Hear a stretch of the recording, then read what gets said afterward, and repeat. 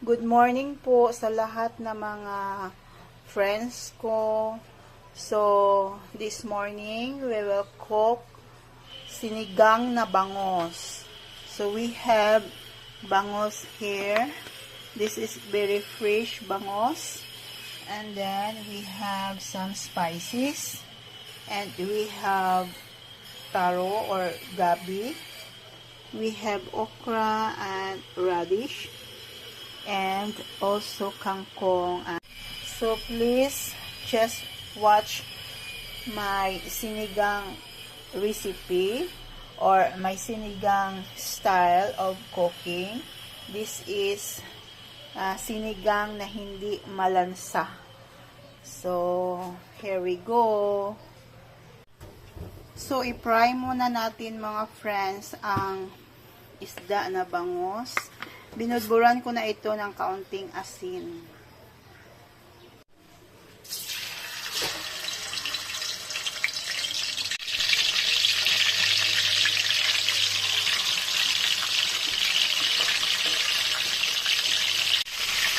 Situit na ang iyong isda ay wala ng kaliskis.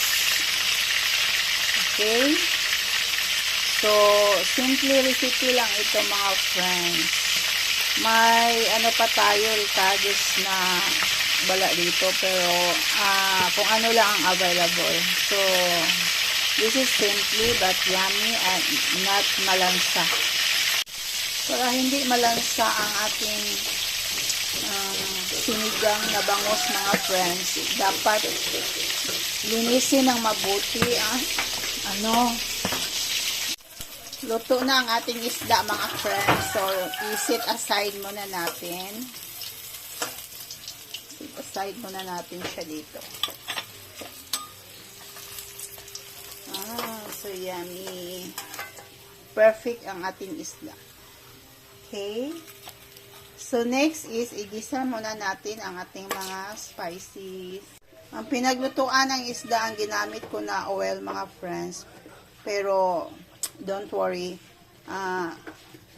hindi ito hindi ito ilagay ko lahat sa sabaw itong ating oil. Ating sibuyas, ating loya, ating kamatis. So, luto na ang ating mga lamas, yung mga spices. So, kunin na natin ito mga friends, set aside. Ito ang sekreto sa pagluto ng mga spices, mga lamas, na hindi masyadong mamantika ang iyong sinigang. Okay?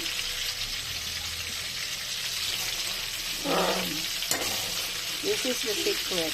Para walang mahalo masyado na oil.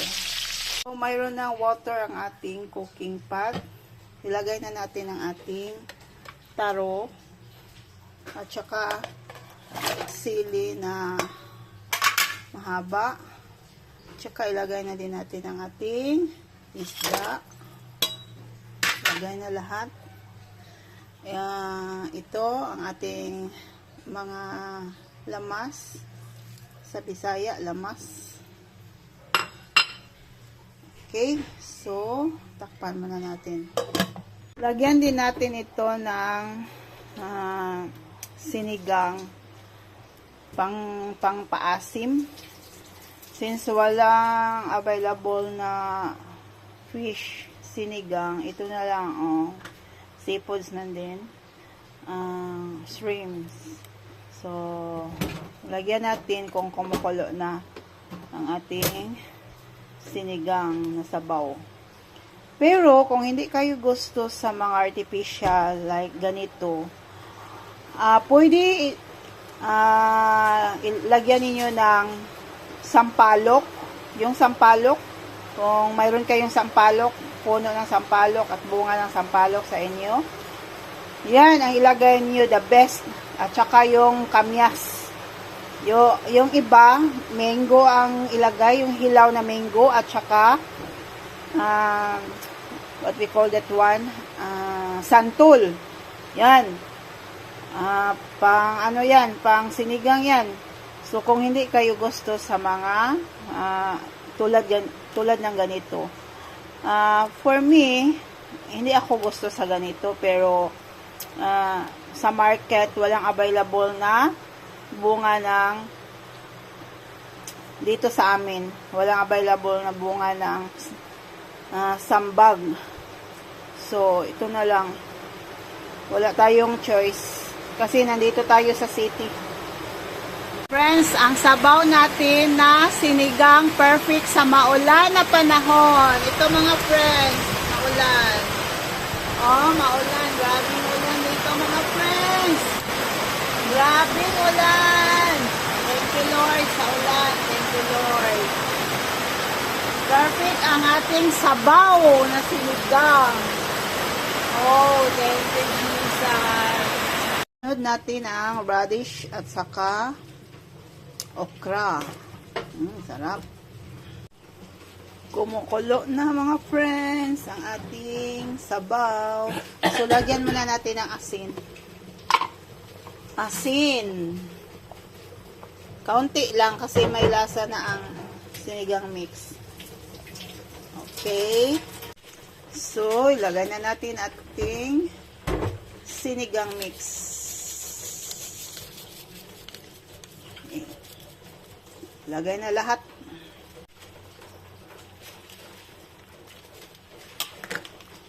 Kapag nandun ako sa province namin mga friends, sambag ang ilalagay namin sa sinigang.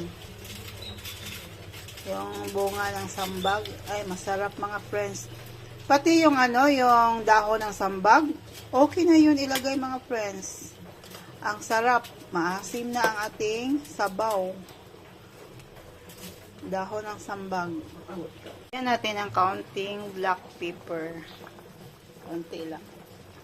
At ilagay na natin ang ating kangkong at string onions. Wow! Sobrang sarap nito mga friends.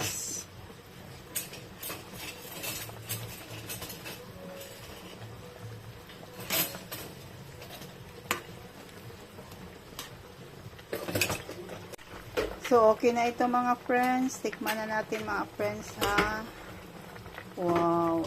Sarap!